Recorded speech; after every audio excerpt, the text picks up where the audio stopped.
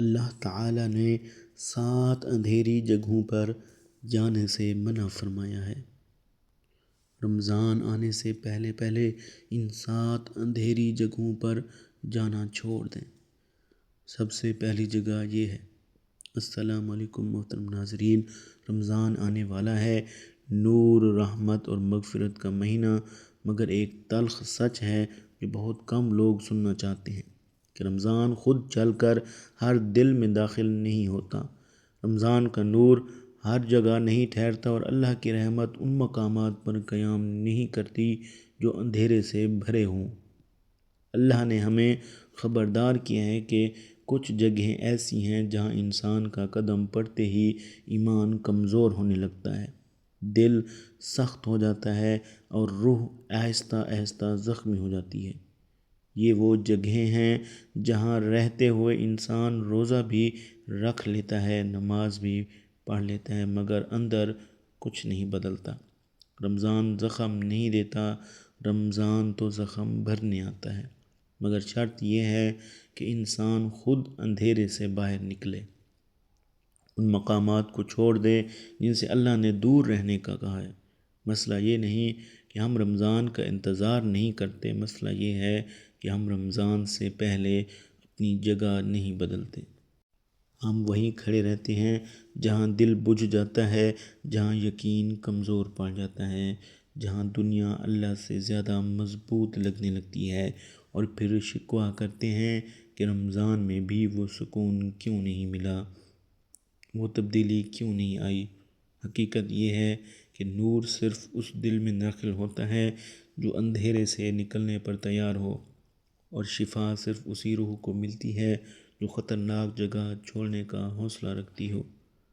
اللہ کی یہ وارننگ ڈرانے کے لیے نہیں، بچانے کے لیے ہے، کیونکہ اللہ پاک نہیں چاہتا کہ تم رمضان میں بھی وہیں کھڑے رہو جہاں سے وہ خود تمہیں ہٹانا چاہتا ہے۔ اگر رمضان آنے والا ہے اور تم اب بھی غلط جگہ پر کھڑے ہو تو یہ پیغام اتفاق نہیں، یہ آخری یاد دہانی ہے۔ سوال یہ نہیں کہ رمضان کب آ رہا ہے، سوال یہ ہے کہ تم کہاں کھڑے ہو اور کیا تم ان اندھیری جگہوں سے نکلنے کے لیے تیار ہو جہاں اللہ نے جانے سے منع فرمایا ہے۔ پہلی اندھیری جگہ جہاں اللہ نے جانے سے منع فرمایا ہے۔ رمضان آنے سے پہلے ایک عجیب سی بے چینی دل کے اندر اترنے لگتی ہے، جیسے روح خود سے سوال کر رہی ہو کہ کیا میں واقعی تیار ہوں یا بس معمول کے مطابق ایک اور مہینہ گزارنے جا رہا ہوں۔ انسان صبح آنکھ کھولتے ہی دوڑ میں لگ جاتا ہے، وقت ہاتھ سے پھسلتا جاتا ہے، دن کام میں گزر جاتا ہے، شام تھکن میں ڈھل جاتی ہے اور رات یہ سوچ کر ختم ہو جاتی ہے کہ کل سب کچھ پھر وہی ہوگا۔ اس دوران دل کو یہ تسلی دی جاتی ہے کہ ابھی فرصت نہیں، ابھی حالات اجازت نہیں دیتے، ابھی ذمہ داریاں بہت ہیں۔ عجیب بات یہ ہے کہ انسان خود کو مصروف کہہ کر مطمئن بھی رہتا ہے اور غافل بھی۔ اسے محسوس ہی نہیں ہوتا کہ وہ آہستہ آہستہ ایک ایسی جگہ کھڑا ہو رہا ہے جہاں نور کی آواز سنائی نہیں دیتی، جہاں آذان دل تک پہنچتے پہنچتے کمزور پڑ جاتی ہے، جہاں عبادت کا خیال بوجھ لگنے لگتا ہے، اور جہاں رمضان بھی ایک تاریخ بن کر رہ جاتا ہے، ایک انقلاب نہیں۔ مسئلہ یہ نہیں کہ انسان کام کرتا ہے، مسئلہ یہ ہے کہ کام انسان کو نگل لیتا ہے۔ مسئلہ یہ نہیں کہ رزق کمایا جاتا ہے، مسئلہ یہ ہے کہ رزق دینے والے پر بھروسہ کمزور پڑ جاتا ہے۔ دل کے اندر کہیں نہ کہیں یہ احساس جڑ پکڑ لیتا ہے کہ سب کچھ میرے ہاتھ میں ہے، میری محنت، میری پلاننگ، میری دوڑ ہی مجھے محفوظ رکھے گی۔ اسی لیے جب رمضان قریب آتا ہے تو دل چاہتا ہے مگر قدم رک جاتے ہیں، روح جاگنا چاہتی ہے مگر وقت اجازت نہیں دیتا، اور انسان خود کو یہ کہہ کر بہلا لیتا ہے کہ بعد میں سنبھل لیں گے۔ پہلے یہ مصروفیت ختم ہو جائے۔ رمضان نور لے کر آتا ہے، مگر یہ نور وہاں نہیں ٹھہرتا جہاں دل ہر وقت زمین سے جڑا ہو، جہاں نگاہیں صرف فائدے، نقصان اور اگلے ہدف پر لگی ہوں۔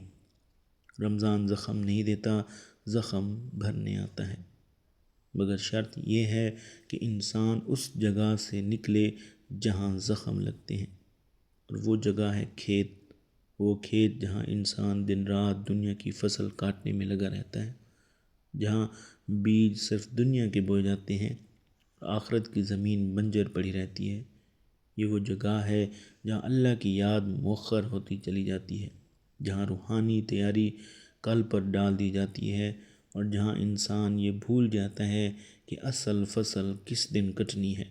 اللہ نے ہمیں اس کھیت میں گم ہو جانے سے منع کیا ہے، اس لیے نہیں کہ کام چھوڑ دو، بلکہ اس لیے کہ کام تمہارا رب نہ بن جائے۔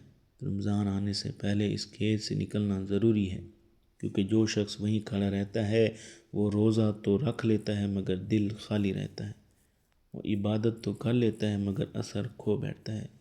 یہ پہلی اندھیری جگہ ہے، اور جب تک انسان اس سے نکلنے کا فیصلہ نہیں کرتا، رمضان اس کی زندگی میں داخل ہو کر بھی دروازے کے باہر ہی ٹھہرا رہتا ہے۔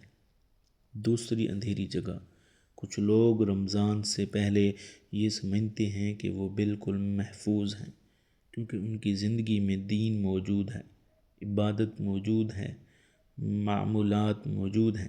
وہ کہتے ہیں کہ ہم تو نماز بھی پڑھتے ہیں، ذکر بھی کرتے ہیں، مسجد سے بھی جڑے ہیں، پھر اندھیرا کہاں ہے؟ مگر مسئلہ یہ نہیں کہ دین موجود ہے، مسئلہ یہ ہے کہ دین زندہ ہے یا نہیں۔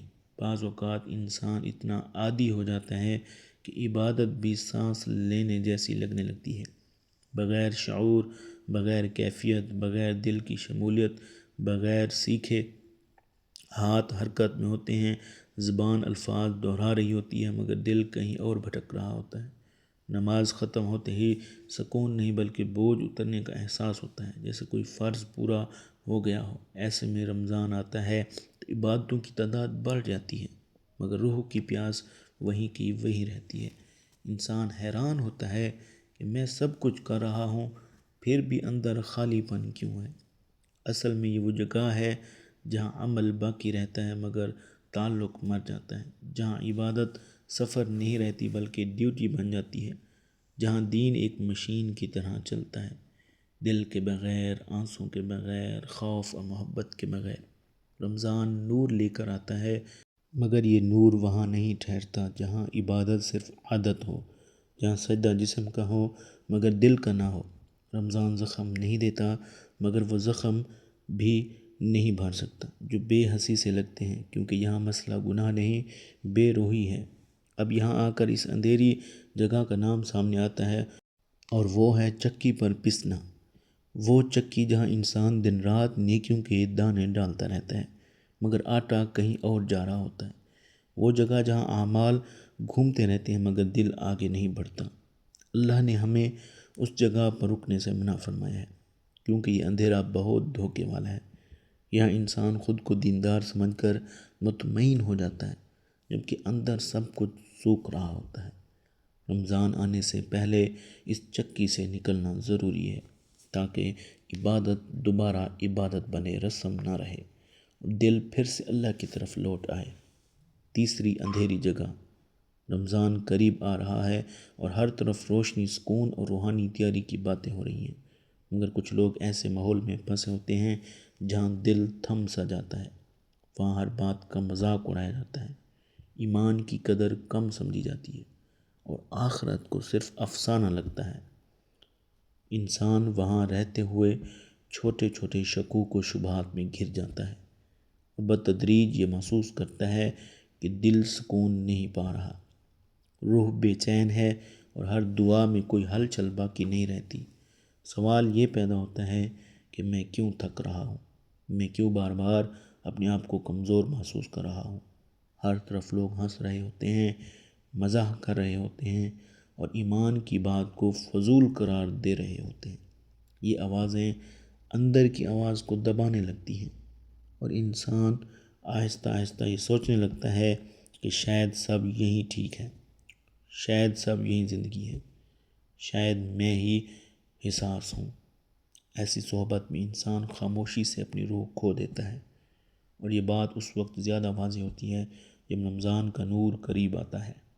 رمضان جو دلوں میں سکون اور ہدایت لے کر آتا ہے، وہ یہاں ٹھہر نہیں سکتا، کیونکہ یہ نور صرف ان دلوں میں قائم ہوتا ہے جو ایمان کی قدر کرتے ہیں، جو حقیقت کی تلاش میں ہیں، جو اللہ کی بات کو سنجیدگی سے لیتے ہیں۔ رمضان زخم نہیں دیتا مگر روحانی زخم جو تمسخر اور بے چینی کے اثر سے لگتے ہیں وہ اس وقت بھرنے سے قاصر۔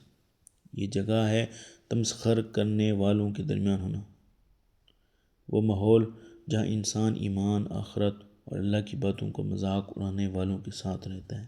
یہ جگہ نہ صرف ایمان کو کمزور کرتی ہے بلکہ روح کو زخمی کر دیتی ہے، امید کو مدھم کر دیتی ہے اور رمضان کا نور دل تک پہنچنے سے روک دیتی ہے۔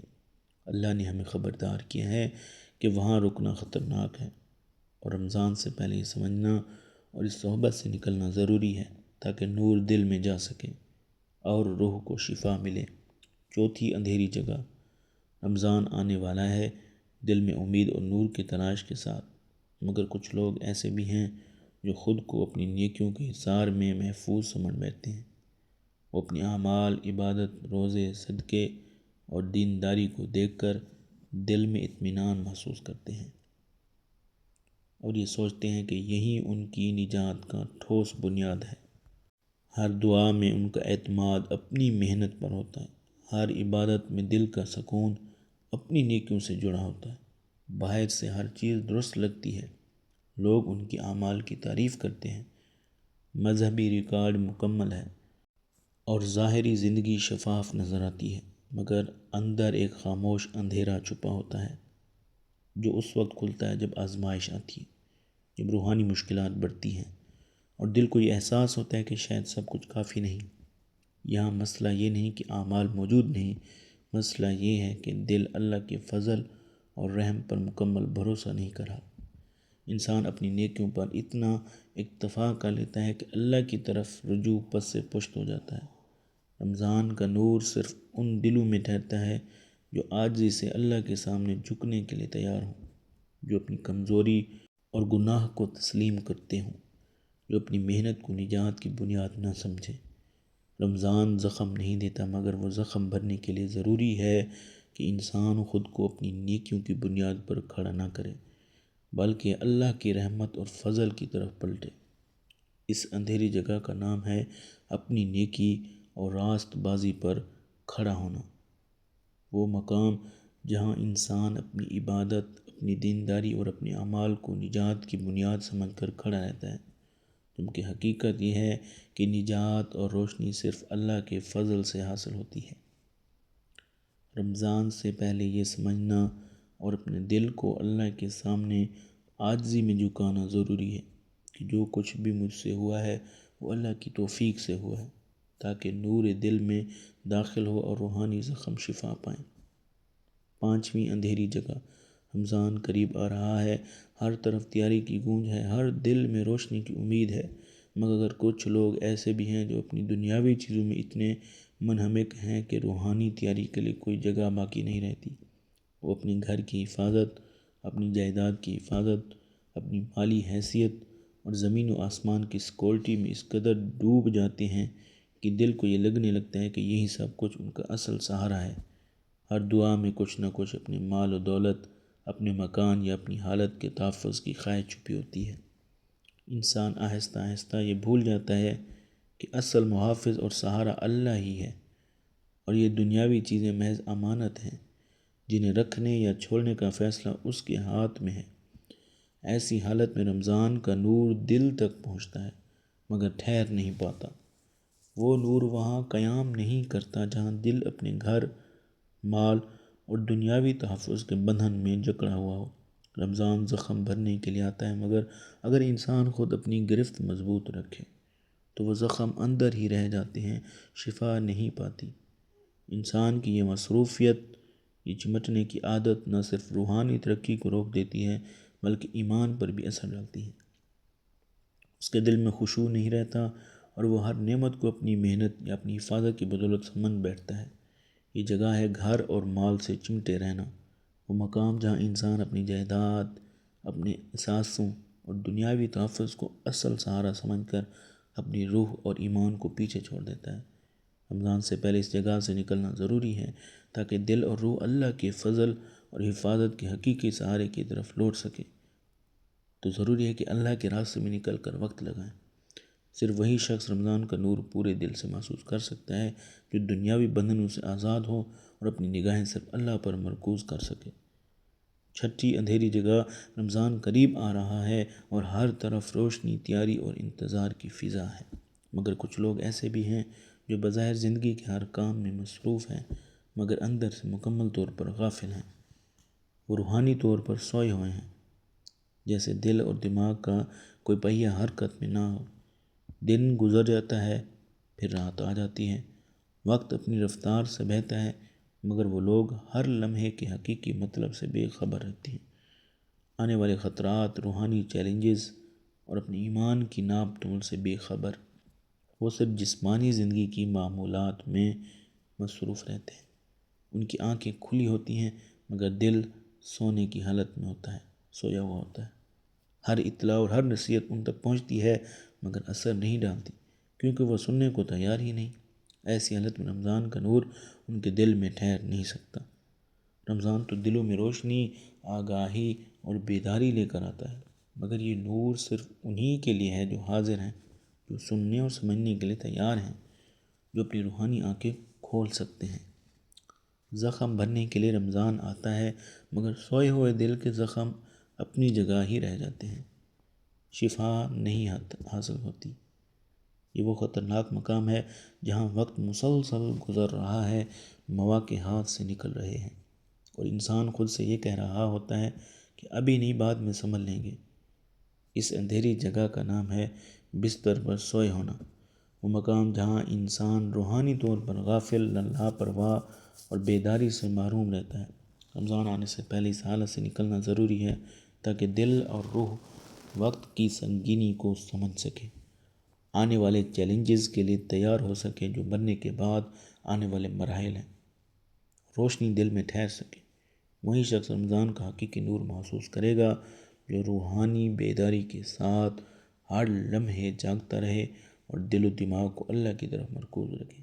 ساتویں اندھیری جگہ، رمضان قریب آ رہا ہے، دل میں امید کی لہر اور نور کی تلاش کے ساتھ، مگر کچھ لوگ ایسے ماحول میں پھنسے ہوتے ہیں جو بظاہر مذہبی ہے مگر اندر سے خالی ہے۔